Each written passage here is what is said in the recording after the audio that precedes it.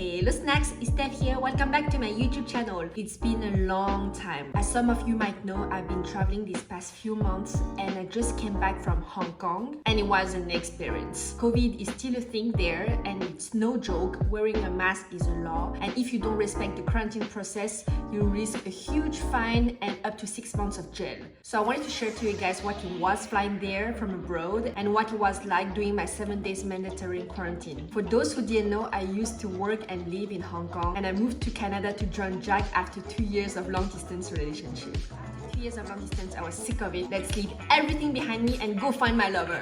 Bref, I had to come back to Hong Kong to renew my permanent residency as it expires every 3 years. I wouldn't go through this whole quarantine hassle if it wasn't necessary. So in order to board a flight to Hong Kong, you require 2 documents. A negative PCR test that is administered 48 hours before departure time, and a 7-night hotel quarantine reservation from the quarantine hotel list provided by the government. Usually these 2 documents suffice to fly to Hong Kong, but of course it has to happen to me. 48 hours before departure time, I went to do my PCR test and it came back positive. So I had to cancel my hotel, my flight and quarantine for 14 days first. After the 14 days quarantine, you have to get a negative rat test and a recovery certificate from a doctor. So 14 days later, I boarded a flight to Hong Kong with a new hotel reservations, a negative rat test and a recovery certificate from a doctor. Once we land to Hong Kong, we have to get another rat test and another PCR test at the airport, and this was one of the most stressful moments for me because knowing that I had COVID not long ago, if either of those tests comes out positive,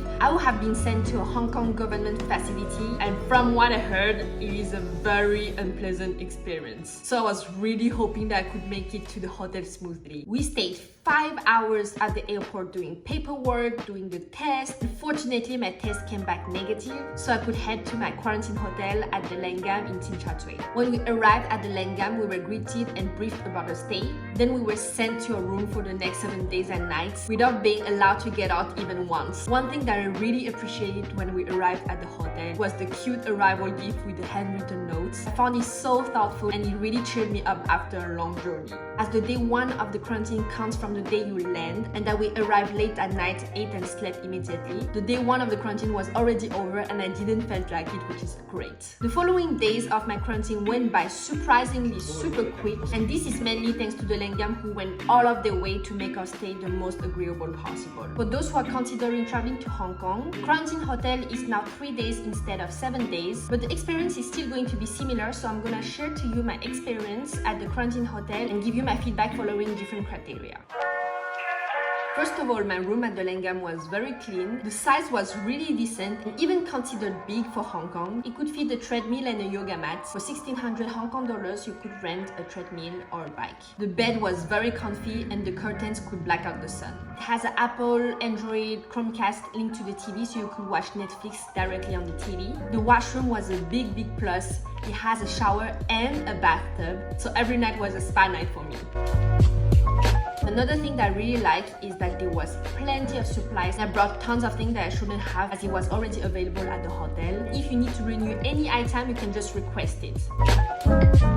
The service was one thing that really stand up at the Langham. The staff was super helpful. It helped with the luggage during check-in and check-out. I heard from other hotels that it wasn't necessarily the case. It also has a WhatsApp number where you can place your request. They respond super quickly. Honestly, I have nothing to say to the service. It was excellent. Food was definitely my main concern, also my main criteria for choosing a quarantine hotel. Because you're gonna be stuck in a hotel for a few days, so you better eat good. Before arrival, you get to choose individual meals 3 times a day. You can choose from international, Chinese, vegetarian, vegan and gluten-free, and kids menu. I'm having a pescatarian and gluten-free diet. There wasn't much fish options, so I mainly picked the vegan and gluten-free meals, and honestly, the Langham served. I posted a video of what I eat in a day at the hotel quarantine, so you can check it out to have a good idea of what I ate. But basically, every day's menu was different. The food was really healthy and not greasy, so I had nothing to complain. And one thing that I absolutely love is that every day in the afternoon, the Langham sent us some afternoon snacks. And it goes from the famous afternoon tea set to the egg tarts from the 3-star Michelin restaurants. And this really was the highlights of the day. Also, one thing I wanted to mention is that the hotel is in Tsimsha, which is a very good location. It has tons of food delivery options that you can get from Foodpanda, Deliveroo. I personally didn't use it to order food as I was really satisfied with the hotel's food, but I did order the groceries to get oatmeal for my morning coffee. So if there's anything that you need, either it's food or groceries, you can always order online. One negative point that I would like to mention is the amount of plastic used during the quarantine. And I knew that you would get plastic waste as you live day by day in a hotel. I asked if they could recycle the food containers if I rinse them off, and unfortunately they cannot. So hopefully this one point could improve in the future, and that the government will request the hotels to recycle those plastic containers.